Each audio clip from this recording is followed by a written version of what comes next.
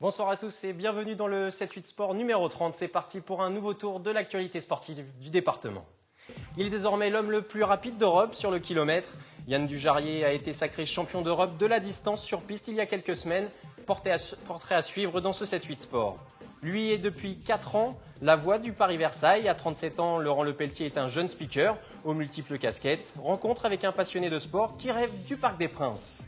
Et dans ce 7-8 Sport, nous nous arrêterons avec nos invités sur la Zumba Rose. Ce gigantesque cours de Zumba permettra le 5 octobre prochain de récolter des fonds pour la lutte contre le cancer du sein. Et évidemment, en fin d'émission, tous les résultats du week-end. Mais tout d'abord, place au rugby et au début de saison du Plaisir Rugby Club, plutôt difficile dans la manière.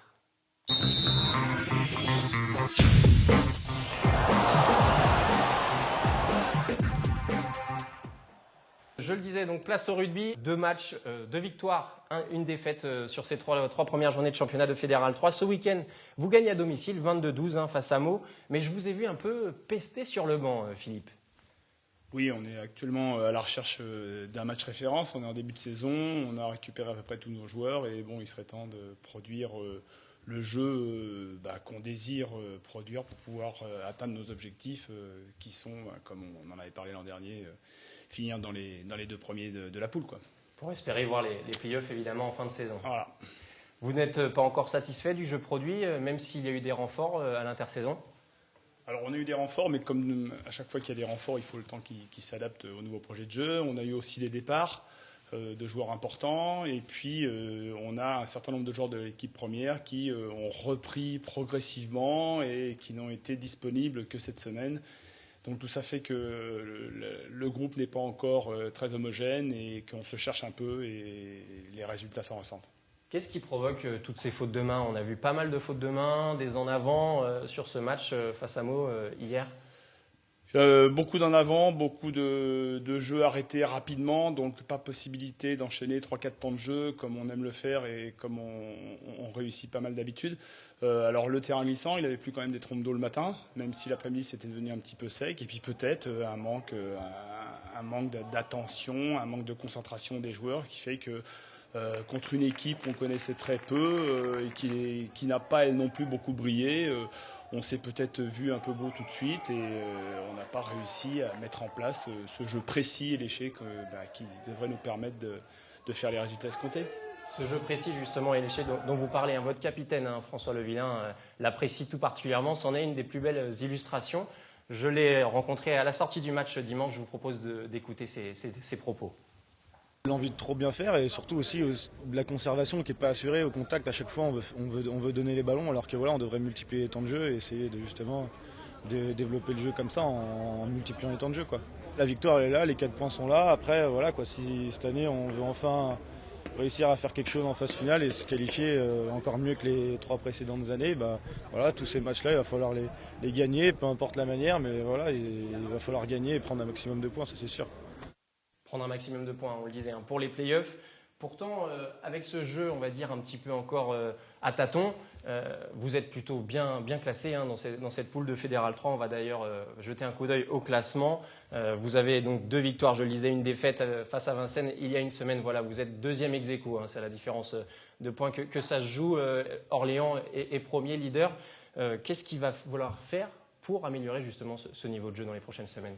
Il va falloir s'entraîner mieux, il va falloir qu'il y ait que tout le monde adhère vraiment à ce nouveau projet de jeu, et puis il va falloir être concentré 80 minutes au cours des matchs, quoi. C'est toujours pareil, même si on s'entraîne bien, un match ça dure 80 minutes, il faut être à 100-120% pendant 80 minutes, et ça il y a des joueurs qui ont des hauts et des bas, et c'est là-dessus qu'il va falloir essayer de travailler pour les responsabiliser. C'est à l'image aussi de ce match il y a une semaine à Vincennes, où vous menez plutôt facilement au bout de 20 minutes, presque de 13 points. Et puis derrière, il y a des cartons jaunes qui s'accumulent et là, ça devient très compliqué. Et finalement, vous perdez 16-15. Oui, une grosse frustration à Vincennes la semaine dernière, parce qu'en ayant réussi une première mi-temps de haut niveau avec le jeu qu'on désire faire, on est tombé après dans la chamaillerie. Du coup, moins de concentration, des cartons, 2 cartons rouges, ça fait jamais du bien. Et puis un concours de circonstances faisant qu'eux, ils ont tout mis au pied dans les dernières minutes et que nous, on a raté les balles de match au pied.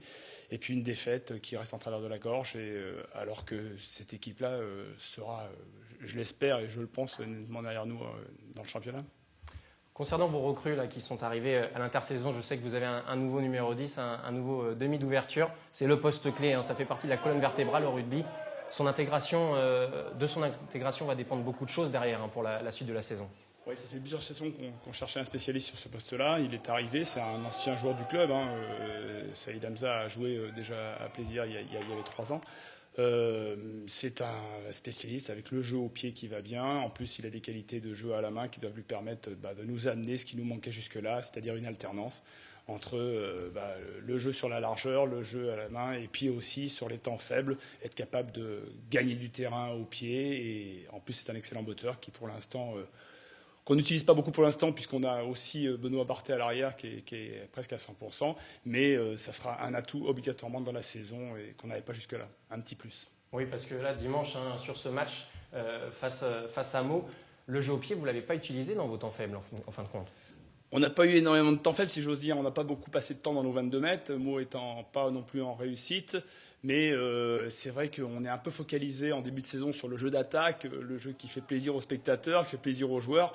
Après, quand on n'est pas précis comme dimanche, il aurait peut-être fallu aussi se retrancher sur un jeu plus restrictif peut-être, et puis monter des balles en l'air, gagner du terrain tranquillement, et on ne serait peut-être pas exposé comme on l'a fait dimanche.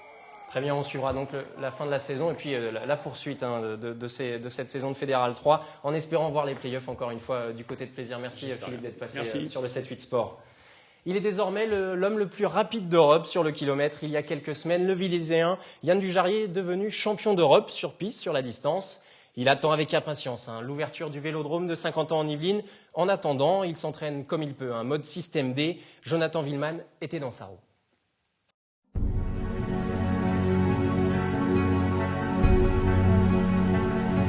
Depuis 2 saisons, il vit une seconde carrière exceptionnelle.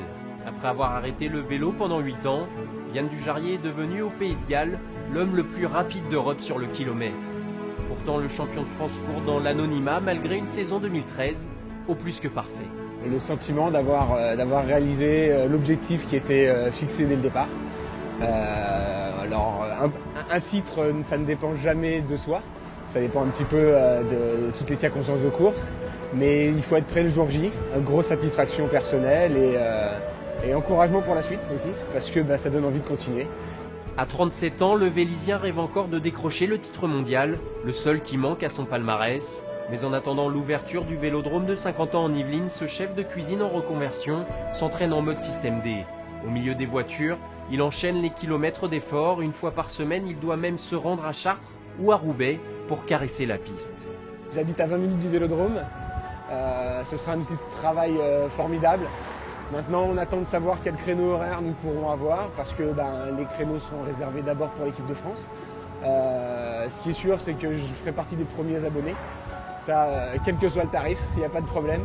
Kofi, comme le surnomme le peloton, n'est pas seulement bon sur la piste. Il est passé sur 8 roues depuis une dizaine d'années lorsqu'il arrête le vélo la première fois. Et le roller lui permet de progresser sur la selle. J'ai besoin du vélo pour progresser en roller, parce que j'ai des grosses lacunes techniques. Donc le vélo m'aide à progresser physiquement. Maintenant, le roller, quand je travaille le sprint en roller, m'aide en explosivité pour le vélo. Champion de France de sprint en 2012, Yann Dujarrier s'alignera début octobre sur les championnats nationaux de marathon pour un nouveau titre, juste par passion.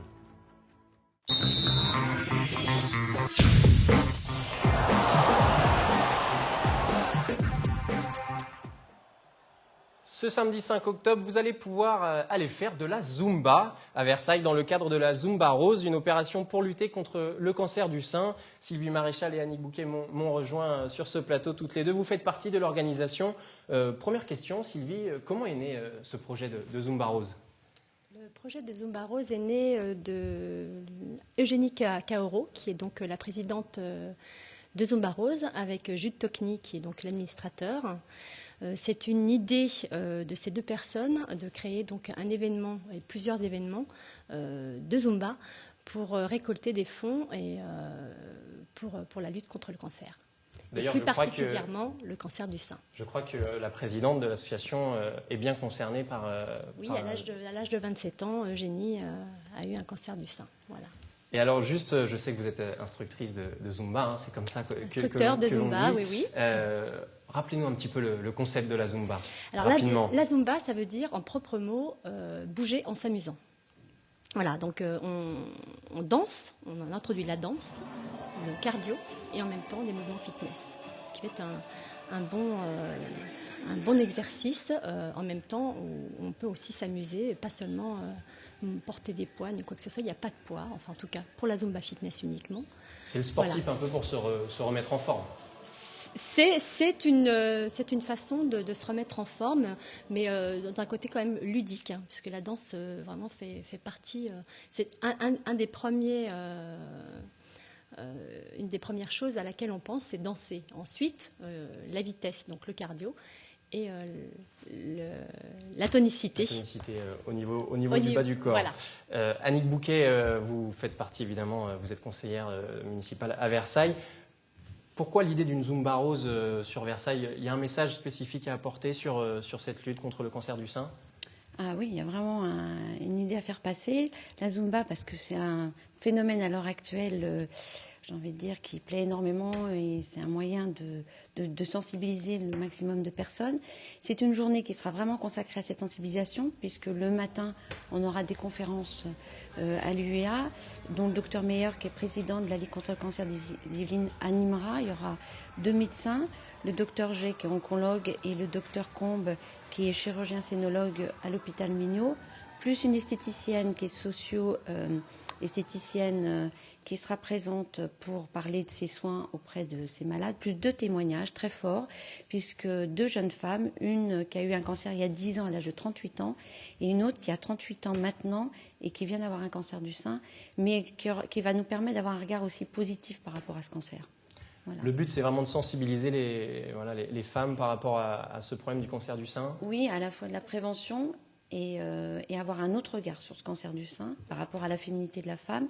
Et puis la Zumba est un moyen de récolter de l'argent pour la lutte contre le cancer, et cet argent sera consacré à l'aide aux malades.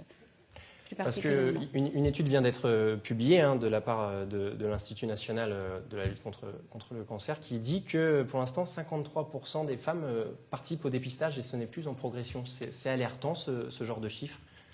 Ça fait peur, mais effectivement, je pense que la crainte de la plupart des femmes, c'est d'aller se faire une mammographie, ce qui est quand même une chose qui n'est pas très agréable, on le conçoit, mais en même temps, ça peut... Oui, il y a la peur de l'acte médical. L'acte médical oui, lui-même, oui. Et puis de l'annonce peut-être de cette mauvaise nouvelle. Et c'est pour ça qu'à l'UEA, les professeurs ont décidé de vraiment sensibiliser les gens sur l'importance et surtout de dédramatiser l'acte de la mammographie, et puis aussi, s'il y a une réponse à ça négative, de pouvoir mieux gérer la maladie. Prendre les choses le plus rapidement, surtout. Oui, le plus tôt possible. Le plus tôt possible. Pour éviter que la maladie prenne Effectivement. de la place. Je le rappelle, donc c'est samedi 5 octobre, ce samedi, toute la journée de 10h à midi pour les conférences et de 14h à 18h pour faire un peu et découvrir, ou en tout cas pour les aguerris, découvrir et faire de la Zumba si on le souhaite. C'est aussi un moyen ou pas de trouver des nouveaux élèves de Zumba où vraiment l'objectif est clair et annoncé. Il y en a qui viennent par curiosité ou juste aussi pour donner un petit peu d'argent pour cette lutte contre le cancer? Il y a des Zumba, on les appelle les Zumba addicts. On appelle vraiment les Zumba addicts les gens qui viennent vraiment pour danser de la Zumba.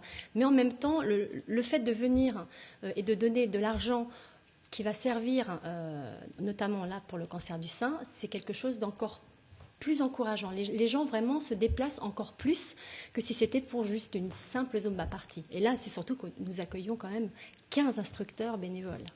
Et ça, c'est dur à gérer un cours aussi immense, là, parce que ça va être une marée humaine de Zumba addict, comme vous dites. Non, on va dire que le système est un peu réglé. On ne fait pas ça n'importe comment. Je contacte les instructeurs de Zumba qui veulent bien participer. Ensuite, je leur demande de m'envoyer leur son. Et je fais selon leurs besoins, selon les horaires. Et je fais donc une liste avec tout est vraiment préparé comme il faut pour que la journée se passe sans encombre. Sans encombre. Il y a un objectif de don, Annick Bouquet, sur une journée comme ça. On espère toujours un chiffre. Le plus possible. Oui. On n'ose pas donner un chiffre, on espère le plus possible. Voilà.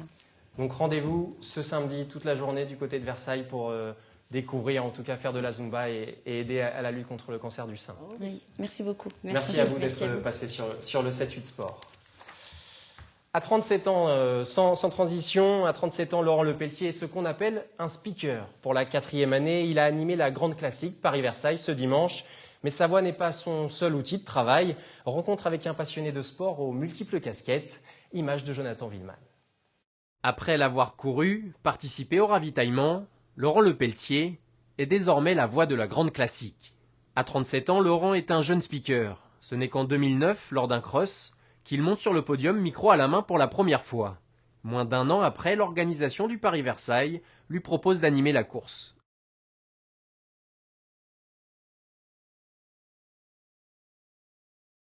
La première fois, c'était beaucoup de plaisir, beaucoup d'honneur. Et puis, à vrai dire, je ne savais pas trop ce qui allait se passer. Et ça ne s'est pas passé comme je pensais la toute première fois. Où la feuille de route, elle était libre, j'avais carte blanche. C'était à moi de tout créer sur ce moment-là. Donc il a fallu basculer d'un moment où on se sent sous le regard des autres. Et puis dominer sa peur. Et puis prendre le contrôle des autres par la voix et lancer tout ça. Très sollicité, il crée son auto-entreprise en mars 2011. Mais difficile d'imaginer que ce Versaillais a un autre métier. Au quotidien, il est gardien d'immeuble, un gardien passionné de sport qui met sa casquette d'entraîneur d'athlétisme le soir après le travail. Désormais, chaque week-end, il anime des matchs de rugby ou des compétitions d'athlétisme. Au micro, il se sent un peu comme un comédien qui connaît bien son texte. Je marche beaucoup au feeling, beaucoup à l'intuition. J'essaie de me faire confiance pour essayer d'être dynamique et naturel. Donc non, je pique pas trop des choses aux gens. Par contre, c'est vrai que maintenant, je commence à avoir mes propres réflexes. Et je sais comment poser les choses, à quel moment dire ci, ne pas dire ça.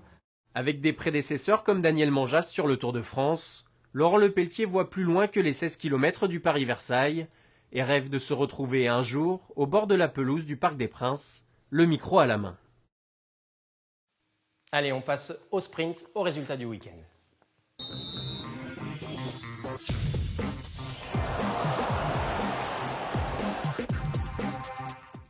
Place tout d'abord au football. Une fois n'est pas coutume, et ce week-end, les championnats faisaient une pause pour laisser place au 4e tour de la Coupe de France. Seul Versailles était encore en course et les joueurs de David Giguet ont réalisé une belle contre-performance en fait. À Puteaux, s'inclinant 1-0, le club de Puteaux qui évolue, vous le voyez, en promotion d'honneur, soit 3 divisions en dessous des Versaillais. Chez les femmes, les Amazones d'Elancourt découvraient ce week-end le championnat de promotion d'honneur à Taverny dans le Val d'Oise. Mais les joueuses de Dany Lègle se sont inclinées 3-1 et ont encore du travail, il faut le dire, pour se mettre au niveau de cette nouvelle division. 3e journée de division 2, vous le voyez sur l'écran. Montigny se déplaçait en Alsace à Bichem. Une nouvelle défaite pour les Unimontaines. Au classement, les joueuses de Jordanie Grosset sont lanterne rouge de ce groupe A avec 3 petits points. Toujours sans victoire cette saison et plus mauvaise défense de leur poule avec 12 buts encaissés. La saison s'annonce très très compliquée à Montigny. Place au tennis. Ce week-end, l'Open de Guyancourt rendait son verdict lors des finales qui ont été, faut le dire, à sens unique. Chez les hommes, le Guyancourtois Guillaume Leruste s'est incliné plutôt sèchement face à Lilian Breu, 6-2, 6-1. Dans la catégorie plus de 35 ans, c'est Stéphane Ferrucci qui s'impose sur le même rythme quasiment face à Julien Simon, 6-3, 6-1. Et chez les femmes, c'est Fanny Andriane Jaffitrimo qui s'est imposée face à Marie Fèvre, 6-4, 6-1. Handball, 2e journée de National 2. On suit évidemment les Unimontaines qui recevaient ici Paris au complexe sportif Pierre de Coubertin samedi soir. Sans Stéphane Paysan, leur entraîneur malade, les Unimontaines entament de la pire des façons la rencontre. Menée très rapidement de 8 buts, les partenaires de Gabriel Parlouer ont pu compter néanmoins sur leur 2e gardienne, Mélodie Jouan, pour les maintenir à flot sur les jets de 7 mètres. Mais cela n'a pas suffi, tout comme les 7 réalisations de Fanny Jean-Baptiste. Score final 27-23 pour ici Paris. Les Unimontaines sont désormais 8e de leur poule. Basket, lors de la 2e journée de National 1, toujours chez les féminines, l'Entente Le Chesnay-Versailles recevait samedi soir au gymnase du Bel-Air Mondeville. Face à l'une des équipes, il faut le dire, les plus faibles de cette poule, les joueuses de Stéphane Roulet font vite la différence grâce à une défense très agressive et de beaux stops. Sans être flamboyantes au shoot, les Illinoises sont beaucoup passées par l'intérieur avec la grande Cécile Danser. Au terme des 4 quarts-temps, le résultat est sans appel, 64-43. Avec cette victoire, les joueuses de l'ELCV sont désormais 8e de leur poule. Basket toujours, mais chez les hommes, en National 3, Trappes se déplaçait à Gennevilliers ce week-end lors de la deuxième journée, mais les Trappistes se sont inclinés de 10 points, 75-65 et sont désormais 7e. De leur côté, vous le voyez, les hommes de l'Entente Le Chesnay-Versailles enchaînent et se sont imposés à domicile face à Lisieux, 71-65. Et ils restent dans le bon wagon de tête à égalité de points avec le leader Poissy. Place au volleyball, on reste dans des sports de ballon. Pour cette deuxième journée de Régional 1, on suit évidemment Montigny qui recevait Asnières à Pierre de Coubertin. Après un premier set très accroché, perdu sur le fil 28-26, les Illumontins cèdent petit à petit sur les attaques puissantes de la jeune ligne d'attaque justement d'Asnières. Et encore une fois, coupable de quelques fautes importantes au service, les joueurs d'Abdelatif Nichli s'inclinent dans les 2 derniers sets, 25-16 et 25-19. Avec 2 défaites en autant de journées, Montigny n'a pas encore lancé sa saison et reste dans le bas du tableau à la 6e place. Dans les autres matchs de cette journée de Régional 1, le derby entre Conflans et Plaisir-Villepreux a vu la victoire des Plaisirois 3-7-1, 22-25, 25-16, puis 25-10 et 25-23. Au classement de cette poule de Régional 1, Plaisir est second derrière Sartrouville et Montigny 6e. On va évidemment encore parler du Vélodrome, le dossier qui nous tient en haleine encore quelques mois, 4 mois exactement, de l'inauguration du Vélodrome de Saint-Quentin en Yvelines. Le calendrier des premières compétitions se précise. Le nouveau Clairefontaine du cyclisme devrait accueillir les championnats de France de BMX début juillet 2014, le tout premier week-end du mois. Et le président de la Fédération française de cyclisme, M. Lapartien, a annoncé ce samedi que la France allait se porter candidate pour les championnats du monde 2017 avec ce nouvel écrin saint-quentinois, un vélodrome dont la piste vient tout juste d'être terminée et qui verra la revanche, tenez-vous bien, de la finale de vitesse par équipe des derniers Jeux Olympiques de Londres entre la France et la Grande-Bretagne. Et pour terminer ce 7-8 Sport, comme d'habitude, l'agenda du week-end prochain. Tout d'abord, notez cette petite date, 19e édition du Parcourir Montigny, cette course de 10 km dont vous avez l'habitude. Départ à 10h dimanche au complexe sportif Pierre de Coubertin à Montigny, évidemment. En football, 3e journée de championnat de promotion d'honneur. Guyancourt reçoit Sainte-Geneviève. Rendez-vous ce dimanche à 15h30 au stade Maurice Baquet. Et puis basket, alors là il y a un derby que vous pourrez suivre du côté du gymnase Paul Maillet à Trappes, entre l'Entente Le Chesnay-Versailles et Trappes. Rendez-vous ce samedi à 20h. Ce 7-8 Sport touche à sa fin. Merci de l'avoir suivi encore une fois et n'hésitez pas à nous donner tous les résultats de vos clubs via les réseaux sociaux et Twitter. À lundi prochain. Bonne soirée.